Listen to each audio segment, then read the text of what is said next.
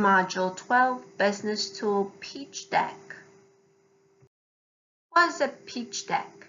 The term pitch deck can mean a variety of things. Most often, the idea is that the pitch will lead to investment in your company in exchange for a piece of it, but that's not the only time that you can use the pitch deck format. In general, think of a pitch deck as inspiring action for your business.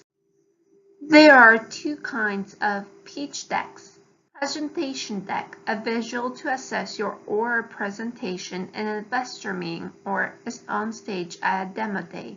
Reading deck, a more thorough and detailed deck that can be read and understood without you there. Preparation. Investors are busy people. If you can't grab their attention in the first 30 seconds, then you risk losing them for the entire pitch. Do homework on your audience investors. Why? Because the more you're able to relate your company to what they do or care about, the more likely you are to spark their interest. Understand one size does not fit all. Based on your market, business model, and technology, you may choose to introduce a product before you introduce the market, or the other way around.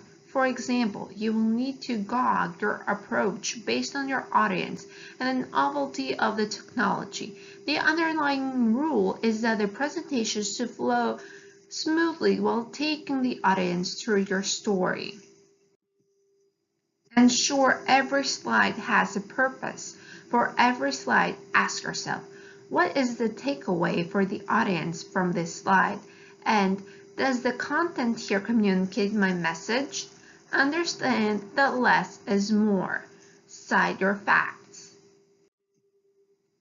Sell the investor on your business. The pitch deck is most important sales pitch you need to make. Don't just make it informational. Stress the ROI. For an investor to invest in your business, you have to make it very clear how they will generate returns on their investment, not how great you think your product really is. Convey adaptability. Investors are looking for entrepreneurs who are willing to pivot as time goes on. Don't give them a reason to not invest. Investors are looking for a reason, any reason not to invest. If there is anything in your message or slides that gives them pause, then they may pass. At the end of the day, it's smarter and safer to pass on investment. Don't give them a reason. Investors are looking for low risk, high reward. Don't dismiss it as a one-time interaction. After the presentation, if you are not funded, take the opportunity, if available, to hear the investors' feedback.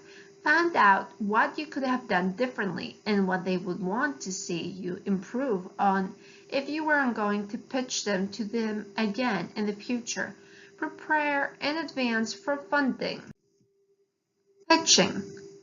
Tell a story that flows. Pitch by analogy. Let the best presenter present.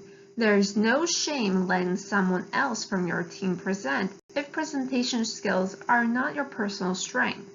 Don't get defensive. Be prepared to take criticism without getting defensive. If you think that person you are pitching to is dead wrong, they may have experience you don't or may simply be trying to find holes in your story to see how you handle the situation. Avoid investment ambiguity. In order to ensure the investor is even interested in your company and that you meet the criteria necessary to receive their funding, do advanced research or ask them upfront to clarify their preferences for investment. The basics in designing a pitch deck. These are the essential 10, not including your cover page.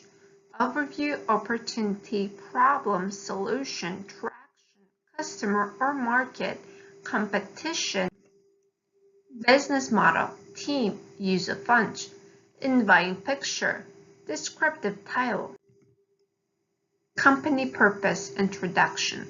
This is your chance to begin to orient your audience with who you are, what you do, and how you do it. Don't get detailed, just scratch the surface. The opening slide should be clean and simple. Some say your opening slide should just have your company's name, logo, and a single declarative statement with a more or less black background. Prepare a one-page tear sheet to hand out if helpful to support the presentation.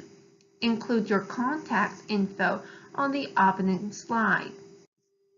When positioning the problem, this is exactly what you're trying to do, but with your own product solution. Describe the problem or pain point your product or service will solve for without talking about your product. Define the need, define the pain, define the status quo. What to do? Consider situations that will help you connect with the investors, which may involve doing a little research into their background. Display market data supportive of the size, extent, or number of people affected by the problem.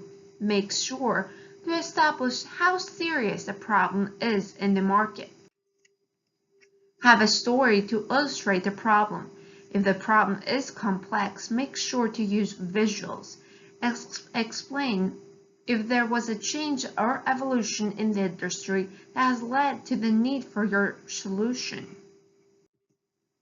Solution. What to do. Be clear about how your product works in delivering the value. If your product's features offer multiple solutions, ensure that each solution ties back to a problem you listed in your previous problem slide.